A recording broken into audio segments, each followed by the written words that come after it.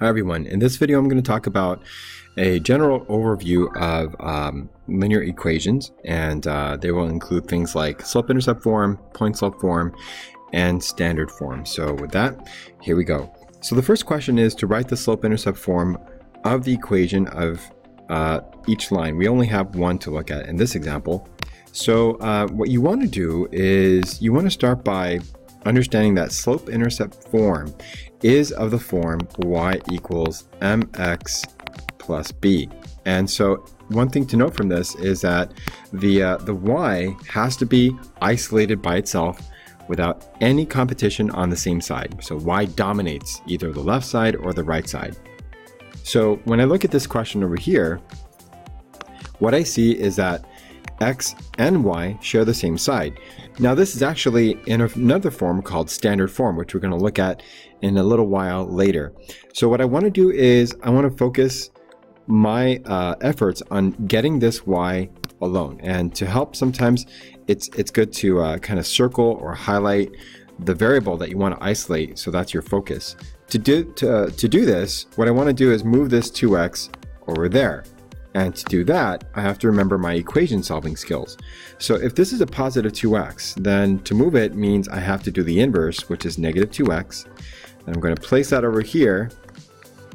And then these 2x's eliminate and make 0. And what I'm left with is, I'm left with y is equal to, and then on the right side, I have a negative 7 and I have a negative 2x. Now, to know which one to put first, it might help to look at where you want to end up. So we want to end up with y equals mx plus b. So if we study that closely, the mx part has to come first. Now technically it doesn't have to, even though I just said it does, but if you want to make it easier to recognize according to this this function, then putting the mx first is a good idea. So with that, the mx part here is negative 2x. And the b part, or my y-intercept, is negative 7. And this would be slope-intercept form. Now, a couple of things to note from here. One, which I just mentioned a moment ago. This number here and this number here are crucial to understanding the value and importance of this form. The negative 7 represents the y-intercept. And graphically speaking, it represents a place to begin, and it is an order pair, which would be 0, negative 7. And this negative 2 represents the slope, and the slope represents all of your changes in y's over change in x. And so I can represent this negative 2 as a fraction. So the negative 2 is my change, the result of my changes in y. So I went down 2 times from my y-intercept. And I can make this a fraction by simply putting a 1 under that negative 2. And so altogether, what it means is that from the y-intercept, which is the negative 7, so from there, you would then go down 2 times, or 2 units, and 1 unit to the right to reach your second point, and then you can form your line. Okay, and then it's a pattern. Go down 2 over 1, go down 2 over 1. And each time you would get points along the same line. So, so that's how this works. Okay, let's go ahead and move on.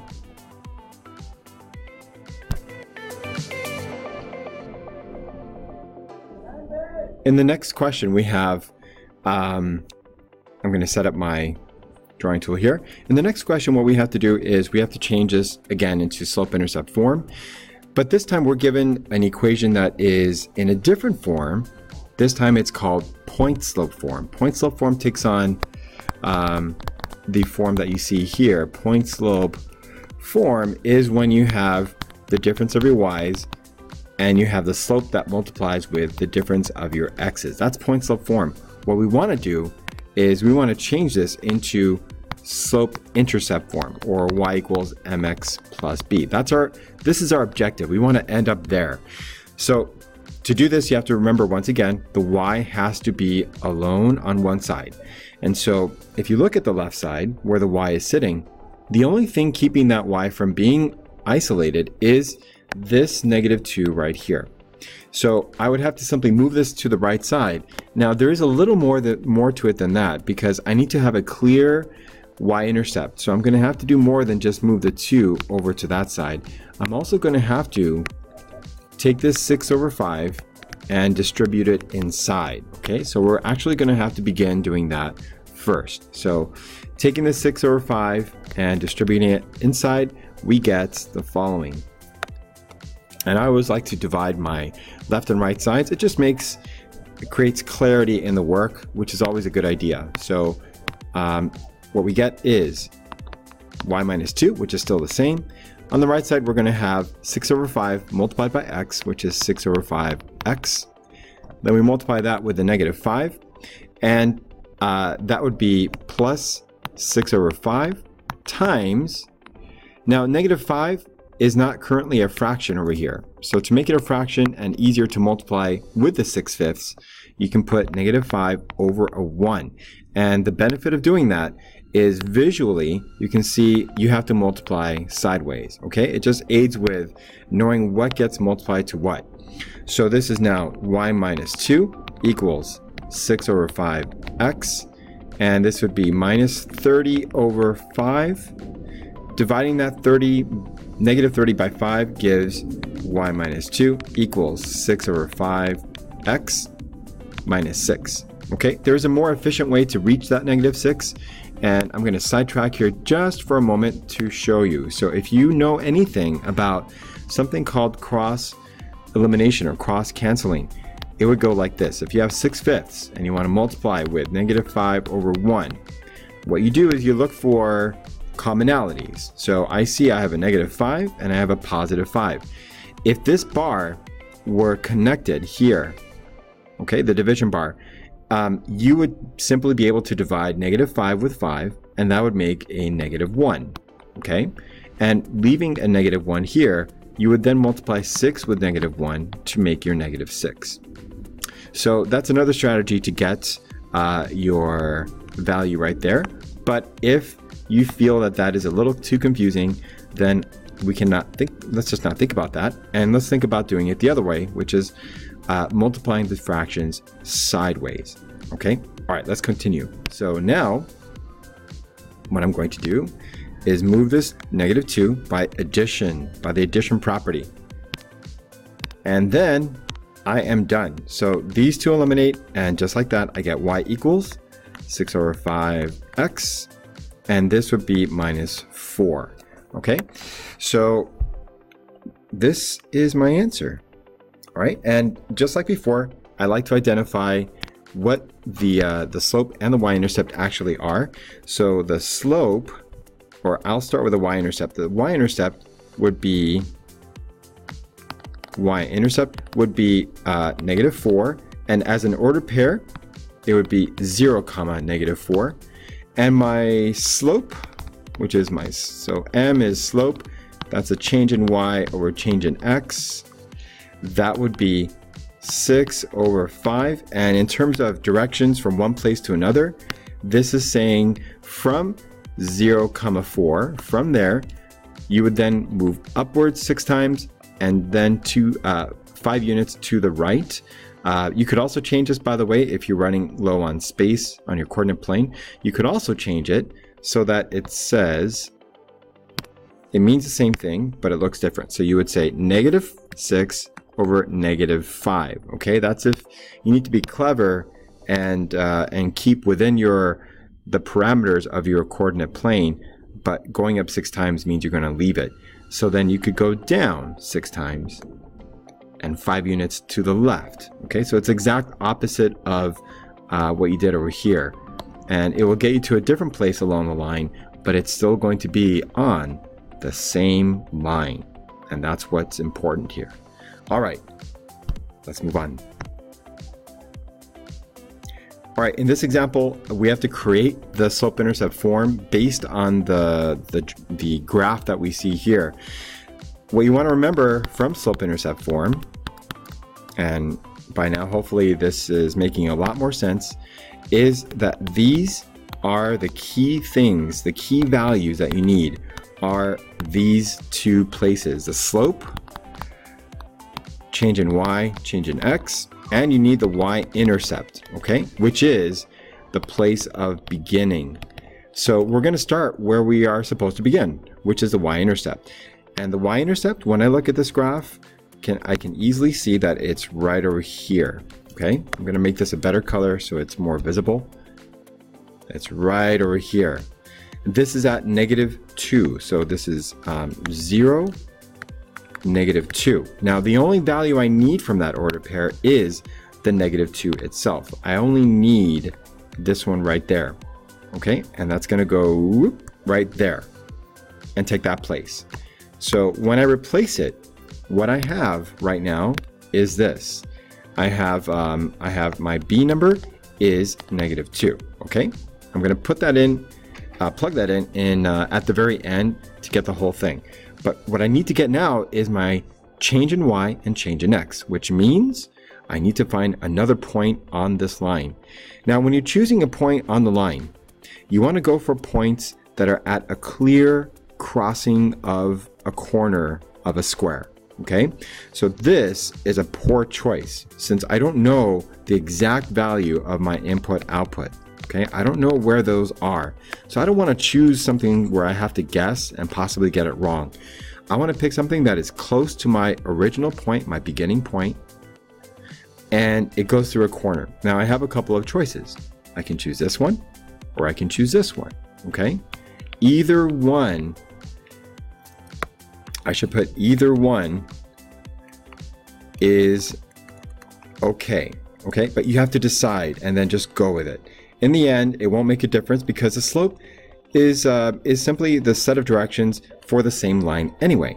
So I'm going to go with the upper one simply because, well, I want to. So this is going to be at -2, -1. And so if I want to go from my original point, my y-intercept, to my second point along the line, I need to keep track of how many units I'm moving. So this would be up 1 unit. And so my change in y is up 1 or +1. And then I'm going to go 2 units to the left. So I went 2 units to the left and 1 unit up. So putting that together as my slope, my change in y over change in x comes out to this. My change in y was I went up 1 time, and my change in x was I went 2 units to the left. Okay, and so now I have everything I need to complete my equation, and my equation will be y equals 1 over -2 x minus 2. That is slope-intercept form, my friends. You can also, by the way, this just came to mind, you can also take the negative from this slope and place it in the numerator. And so the alternate version of this would be -1 over 2 x minus 2. And as I've said in a previous video, the only difference between these two is the direction that you would take to go from one point, meaning your y-intercept, to another point on the same line. So as an example, this means go up, this means go left, but this means go down, and this means go right. Now, if I were to actually put that to practice, what that would look like is something like this. If I start back at my point A, my y-intercept, I could then go down 1 unit and 2 units to the right, 1, 2, and I snap back onto my line just a little lower from where I began. Okay, but it's still on the same line, and that's the key idea here. Same line. All right, let's continue. In this question, what we're going to do is we're going to write the slope-intercept form of the equation using these two order pairs. Okay, so we're given that a line goes through the given order pairs, which each represent a point. And so I want to start with my blank equation, which is y equals mx plus b. And then I want to remember the two things that I ultimately need to have, which is my slope and my y-intercept. Now, when you're given order pairs, but you're not given a graph to look at. It could be a little trickier, but to make it easier, one thing that might help is to remember the y-intercept is always going to be as an ordered pair, 0, comma, some kind of number. Okay, that some kind of number is your y value, which you then will drop back in there. And so when I look at ordered pairs that are given to me, I want to look to see if one of those ordered pairs looks like this one over here, where it starts with 0, because if it does, that is the golden nugget. That's where my y-intercept value is. So when I compare these two, I can see, yes, this one over here, that is my y-intercept. Okay, and it's easy. It's at 0, 0, which is the origin of a coordinate plane. So right away, I can change this into y equals mx plus 0. Okay, in the end, I'll show you what you can do with that plus 0, but for now, we'll leave it there just so you can see the transition. The last thing I need is my slope, and to get my slope, all I need to do is calculate my changes in y's and x's. And so you go in any order you want, from point A to point B or point B to point A. It doesn't matter where you go, they're on the same line, so pick one direction and stick with it. Stick with it throughout your changes in y and x's. So I'm going to go from point A to point B, and so that means that my 2 is changing into a 0. So it's 2 changes to 0. My changes in x's are -4, which changes to a 0. So -4 changes to 0. So -4 changes to 0. Then just quickly do the math. So this comes out to 2 over -4, which when reduced is -1/2. Okay? Again, that negative can be in the numerator. It doesn't matter. It makes the whole thing negative anyway. So I have my slope, and that's going to now take the place of my m. So completing the equation, we have y equals -1/2 x plus 0. Now, this plus 0, anything plus 0 is going to be whatever you're adding to the 0. You could leave the 0 there, and it's not wrong, but professionally speaking and technically speaking, it's not complete. And the reason why it would not be complete is simply because anything plus 0 is still the same thing you're adding to the 0. So if I were to walk away from this, it would be like running a race. You reach a finish line, but you don't cross it. So what you want to do is you want to complete it and say, all right, in the end, y is simply equal to -1/2x, and that is the final answer, because it's understood that -1/2x plus 0 is simply 1/2x. All right, next question. Write the equation of the function. To write the equation of a function that is in a table format, there are a couple ways you can do this. One way to do this is to look for patterns if you can, so that you can plug it into an equation.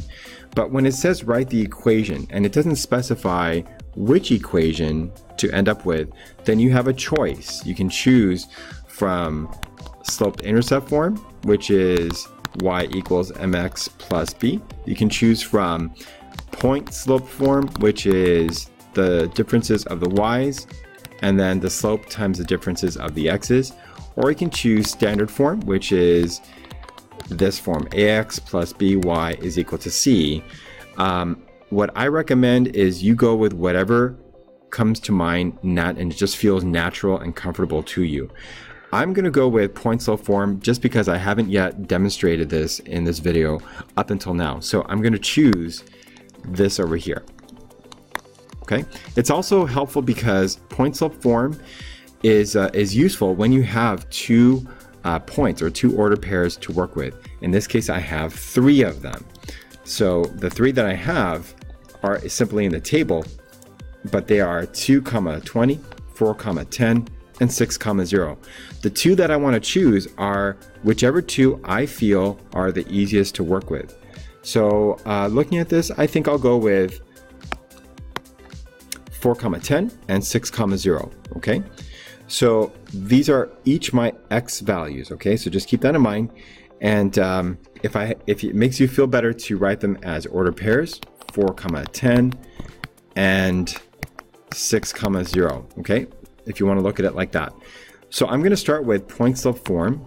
Point slope form, as I wrote before, is the changes in my y's and the slope multiplied by the changes of my x's.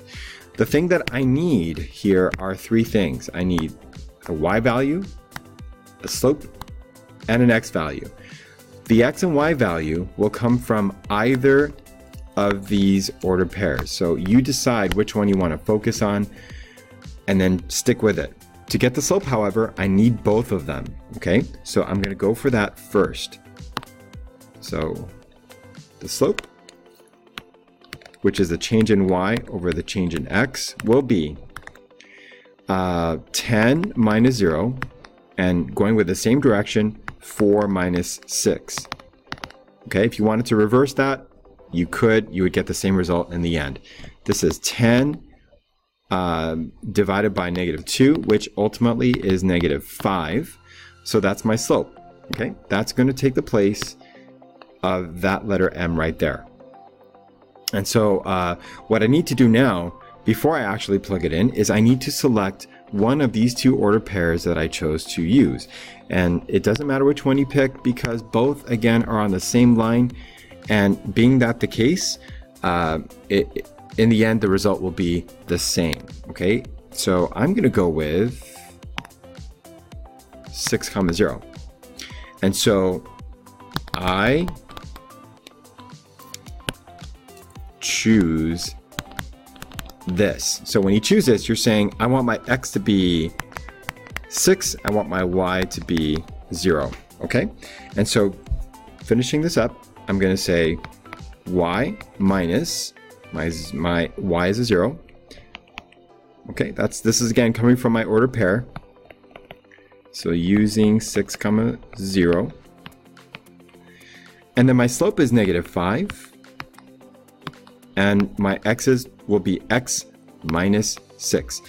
Now, y minus 0 is like 2 minus 0, or 5 minus 0, or 10 minus 0. You get whatever you're subtracting with 0, you get the same thing you started with. So y minus 0 is simply going to be y. And so I can simplify this by writing it in this form. And then I'm done. Okay, now if I wanted to take this one step further, if I wanted to make this into slope-intercept form, this is one step away. All I would have to do is multiply, and then I get a new form, which is slope-intercept form. And that would be, I'm going to use a different color here. That would be y equals negative 5x plus 30, okay? So this is slope-intercept form, and this is point slope form. So just know that they both mean the same thing, even though they look different. They both mean the same thing. So that's how math works sometimes. Don't go by what your eyes tell you. Go by what you know about the concepts. Okay.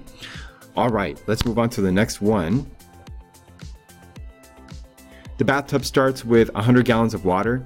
The water is draining out at a rate of 1 gallon every 10 seconds. Write the equation of the relationship between the water in the tub after S seconds. Use your equation to find out when the tub will be empty. This question is really great because it involves not only linear equation concepts, but it involves dissecting a word scenario and pulling out the things that are essential and discarding everything else that is unnecessary. So when I read this, I see some things that could be underlined and focused on. So the bathtub starts with 100 gallons of water. So we start with 100 gallons of water, okay?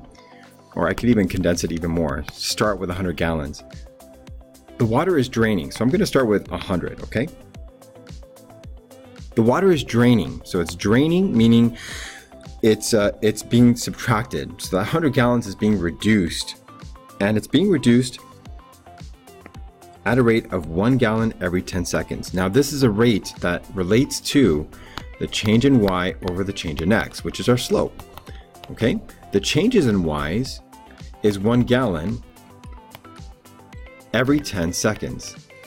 So this is gallons per second. This is the comparison of these two ideas, or our change in y over change in x.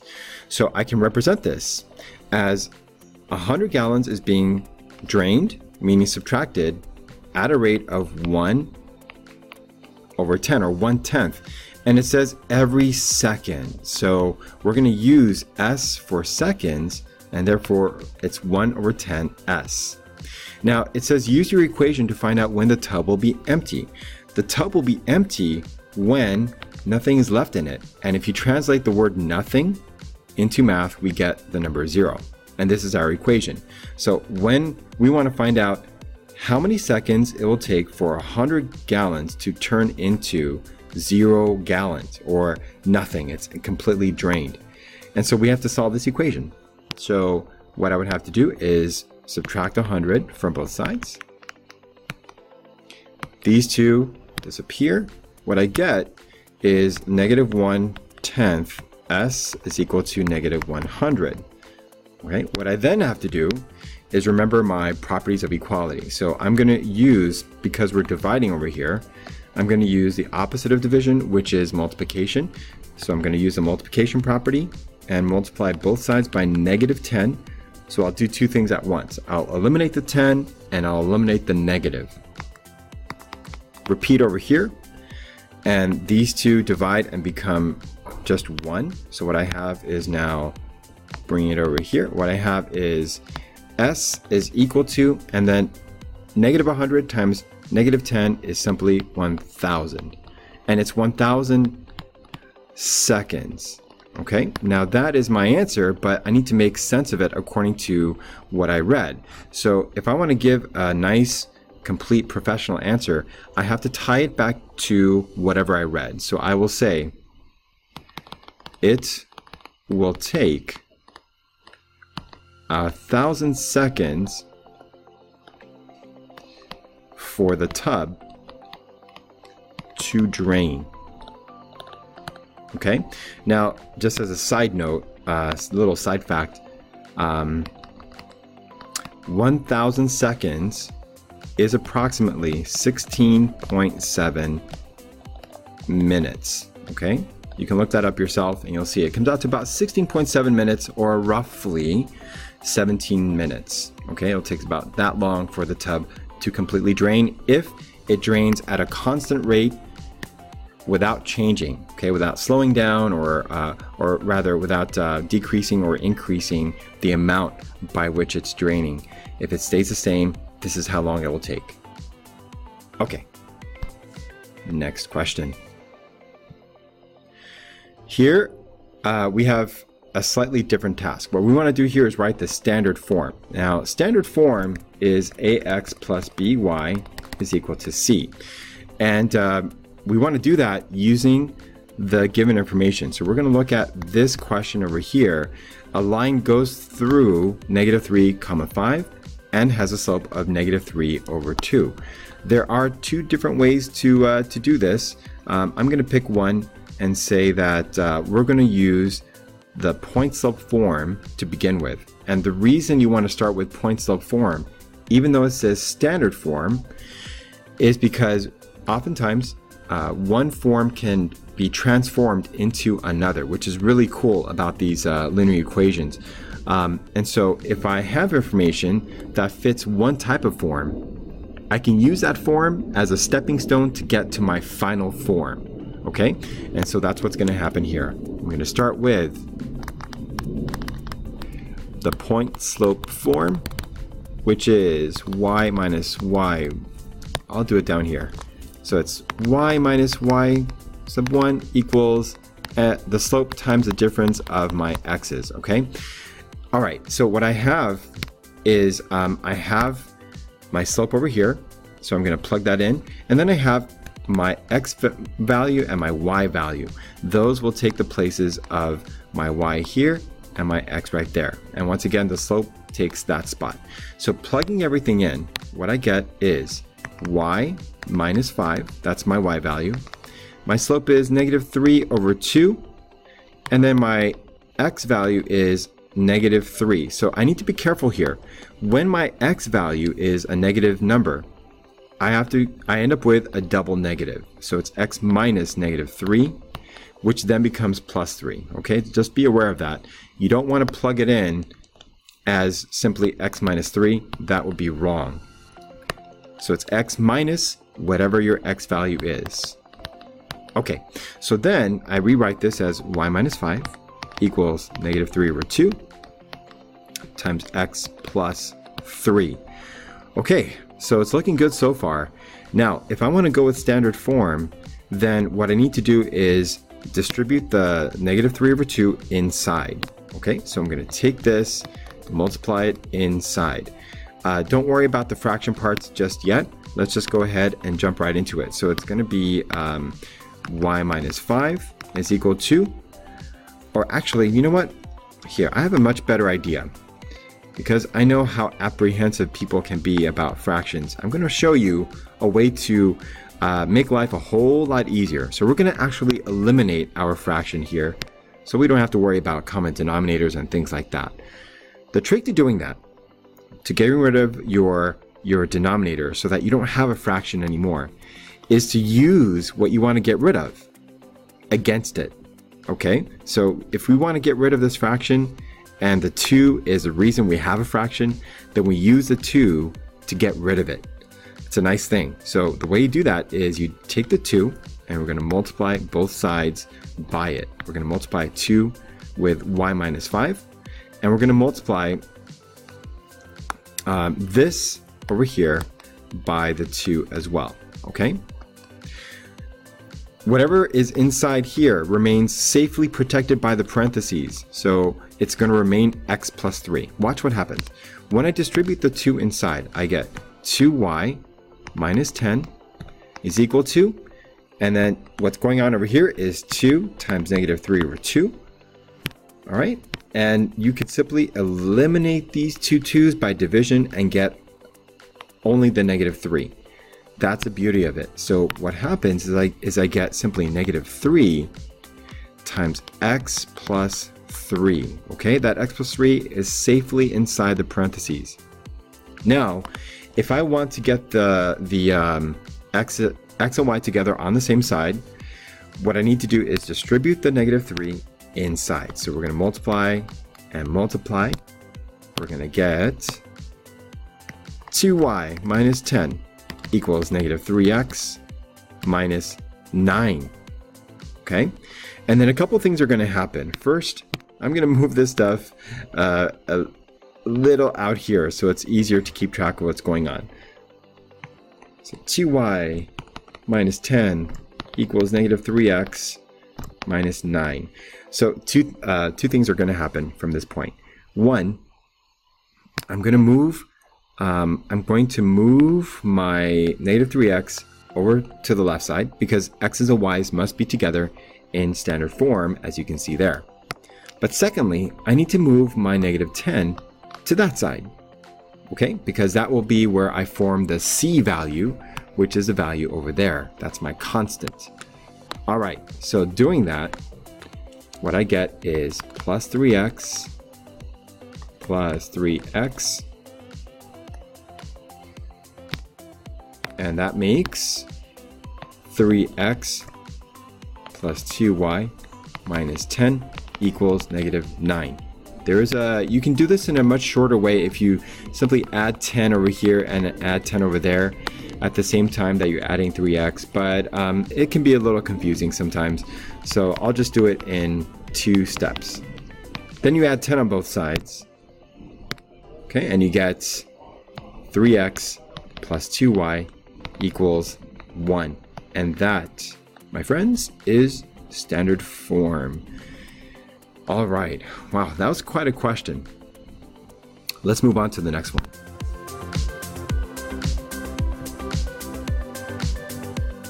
Oh, well, look at that. I think we're done, actually. So I hope that this video helped you better understand an overall review of linear equations from Slopeintercept to Pointslope and standard form. Please leave a comment. And as always, keep it constructive. I'd like to know how I can make things better. And as always, thanks for stopping by to watch. Take good care. Bye-bye.